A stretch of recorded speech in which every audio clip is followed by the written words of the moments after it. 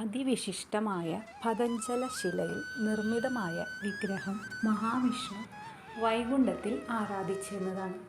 വിഷ്ണു അത് ബ്രഹ്മാവിന് കൈമാറി.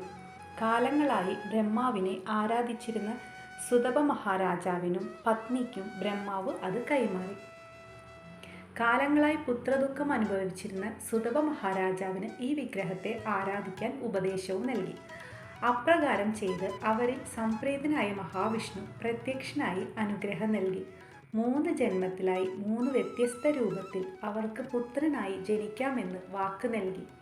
അങ്ങനെ അവർക്ക് ആ ദിവ്യ വിഗ്രഹം ഈ 3 ജന്മത്തിലും ആരാധിക്കാൻ ഭാഗ്യം സിദ്ധിച്ചു.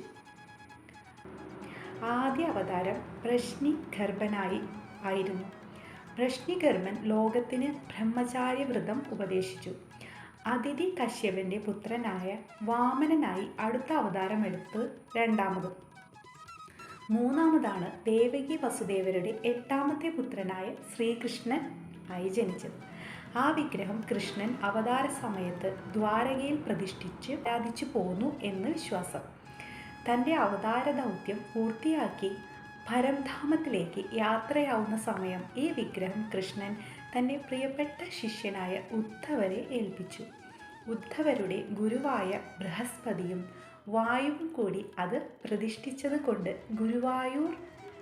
ഗുരുവായൂരപ്പനായി സ്ഥലപ്പേര് ഗുരുവായൂർ എന്ന് വന്നു.